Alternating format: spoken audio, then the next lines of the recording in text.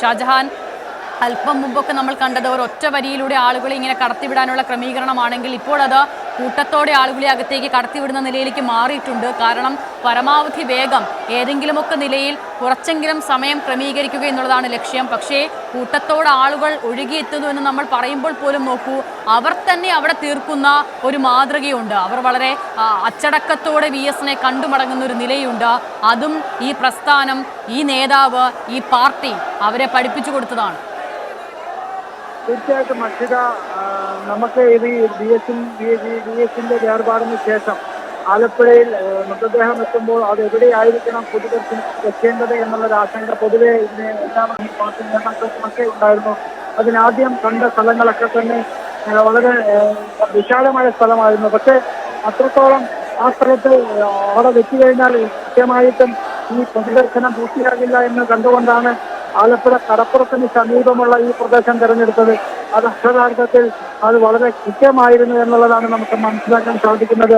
ഒരു പക്ഷേ നഗരത്തിലുള്ള ഏതെങ്കിലും ഒരു സ്ഥലത്തായിരുന്നു ഈ പൊതുദർശനം ക്രമീകരിച്ചിരുന്നുവെങ്കിൽ ഒരു പക്ഷേ ഇന്ന് പുലർച്ചെ ആ പൊതുദർശനം നിന്നുമായിരുന്നു എന്നുള്ളതാണ് നമുക്കിപ്പോൾ അറിയാൻ സാധിക്കുന്നത്. പക്ഷേ വാഹന സൗകര്യവും അതുപോലെ ഗതാഗത കുരുക്കുകളും ഒക്കെ തന്നെ ഒഴിവാക്കിക്കൊണ്ട് ആലപ്പുഴ കടപ്പുറത്തിന് സമീപമുള്ള പോലീസ് ഗ്രൗണ്ടിലാണ് ഈ കഴിഞ്ഞ ദിവസം ഇതിനു വേണ്ടിയിട്ട് ഈ താൽക്കാലിക ഈ പന്തലടിക്കുന്നത്. ഈ പന്തലിൽ ഇപ്പോൾ നമുക്ക് കാണാൻ വലിയൊരു പന്തലാണ്. പോലും ഇതിനുള്ളിൽ നിരന്തരയായി മുദ്രാവാക്യം വിളിക്കുന്ന മുദ്രാവാക്യം വിളികളാണ് പലരുടെയും കയ്യിൽ ഒരു ചെറിയ റോസാപ്പൂ നമുക്ക് കാണാൻ സാധിക്കുന്നുണ്ട്.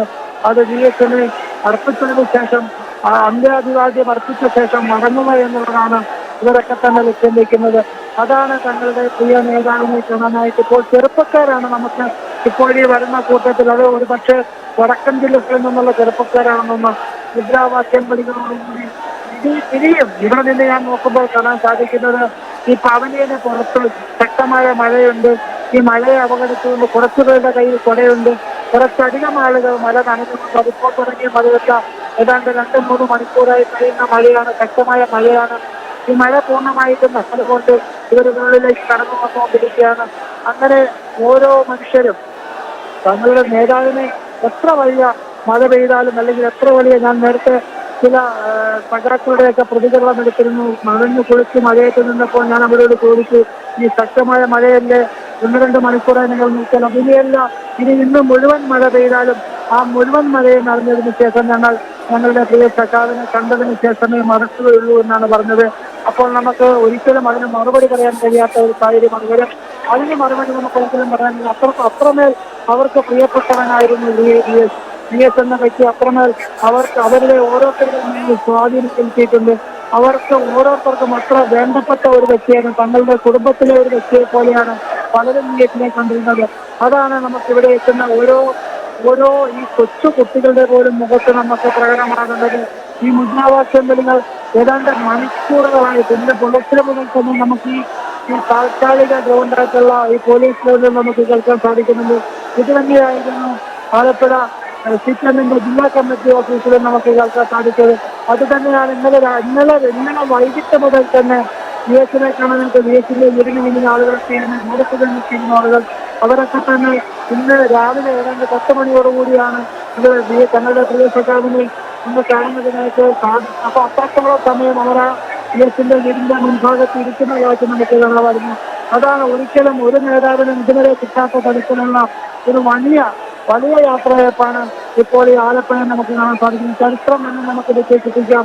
ഒരു പക്ഷേ ആലപ്പുഴ ജില്ലയിൽ ഇതുപോലെ ഒരു സമരനായകന് അല്ലെങ്കിൽ ഒരു നേതാവിന് ഈ ആലപ്പുഴ ജില്ല ഒരു യാത്രയയപ്പ് നൽകുമെന്ന് നമുക്ക് ഒരിക്കലും പത്രങ്ങളിൽ പോലും ചിന്തിക്കാൻ കഴിയില്ല. അത്ര വലിയ ജനങ്ങളാണ്, അതിൽ അത്രമധികം ആളുകളാണ് ഈ വലിയ ഈ ത്യാഗങ്ങളൊക്കെ സഹിച്ചുകൊണ്ട് മഴയും കാറ്റുമൊക്കെ സഹിച്ചുകൊണ്ട് ഇവിടെ എത്തിക്കൊണ്ടിരിക്കുന്നത്. 100 പൂക്കൾ ചേർന്നൊരു പൂന്തോട്ടമാകുന്നത് പോലെ, ചെറിയ നദികളൊഴുകി ഒരു കടലാകുന്നത് പോലെ ഈ മനുഷ്യരൊക്കെയും VS എന്ന മഹാപ്രസ്ഥാനത്തിലേക്ക് ഇങ്ങനെ ഒഴുകി ചേരുകയാണ്. ഇനി VS-നെ കാത്തിരിക്കുന്നത് വലിയ ചുടുകാടാണ്.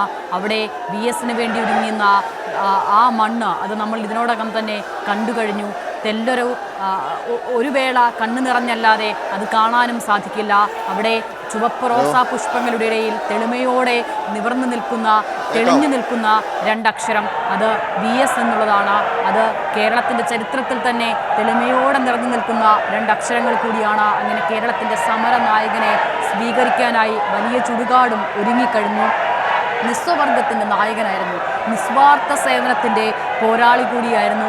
അങ്ങനെ ഒരാളെ നെഞ്ചോട് ചേർക്കാനായി വലിയ ചുടുകാടും കാത്തു നിൽക്കുമ്പോൾ അവിടേക്കും ആളുകൾ ഒരുപാട് എത്തിച്ചേരുന്നുണ്ട് എന്നുള്ളതാണ് മനസ്സിലാക്കുന്നത്. പുന്നപ്ര വയലാർ രക്തസാക്ഷികൾക്കും സഖാക്കളുടെ സഖാവ് എന്ന് വിളിപ്പേരുള്ള കൃഷ്ണപിള്ളയ്ക്കുമൊപ്പം VS സുമിനി വലിയ ചുടുകാട്ടിൽ ഒരു ചരിത്രമായി മാറാൻ ഒരുങ്ങുകയാണ്. നമുക്കെല്ലാവർക്കും അറിയാവുന്നതുപോലെ VSന്റെ പോരാട്ട ജീവിതവുമായും വലിയ ചുടുകാടിനും ഉള്ളത് വലിയ ബന്ധം തന്നെയാണ്. ഈ ആലപ്പുഴയുടെ മണ്ണിലുള്ളത് അതിലേറെ ബന്ധം കൂടിയാണ്. അങ്ങനെ VSനെ അറിയുന്നവരും VSനെ അറിയുന്നവരുമായുള്ള ഒരുപാട് പേർ അന്ത്യനിദ്ര കൊള്ളുന്ന മണ്ണുകൂടിയാണ് വലിയ ചുടുകാട്. ആദ്യകാല പോരാട്ടങ്ങൾക്ക് VSന്റെ തോളോട് തോൾ ചേർന്ന് പ്രവർത്തിച്ചവർ അവിടെ അന്ത്യനിദ്ര കൊള്ളുന്നുണ്ട്. VSലെ വിപ്ലവകാരിയെ കണ്ടെത്തിയ കൃഷ്ണപിള്ള അടക്കമുള്ള നേതാക്കൾ അവിടെ അന്ത്യനിദ്ര കൊള്ളുന്നുണ്ട്. അവർക്കൊപ്പം VS സുമിനി അവിടെ ദീപ്ത സ്മരണയാവും. മറക്കാത്ത, ഒരിക്കലും ആരാലും മായ്ക്കാൻ കഴിയാത്ത ഏറ്റവും വലിയ ഓർമ്മയായി, ചരിത്രമായി, തെളിച്ചമുള്ള ഓർമ്മയായി തന്നെ നിലനിൽക്കും. പക്ഷേ അതിനു മുൻപ് ഇവിടുത്തെ പൊതുദർശനം അത് ഇനിയും എത്ര സമയം നീളുമെന്നുള്ളത് നമുക്കറിയില്ല. അത്രമേൽ വലിയ ജനബാഹുല്യമാണ് ഇപ്പോൾ അവിടെ കാണാനും സാധിക്കുന്നത്. ക്രമീകരണങ്ങളൊക്കെയും ഏർപ്പെടുത്താൻ ശ്രമിക്കുന്നുണ്ട്. പക്ഷേ സമയക്ലിപ്തത അത് ഏത് നിലയിലാണ് പൂർത്തീകരിക്കാനാകുക എന്നുള്ളത് അറിയില്ല.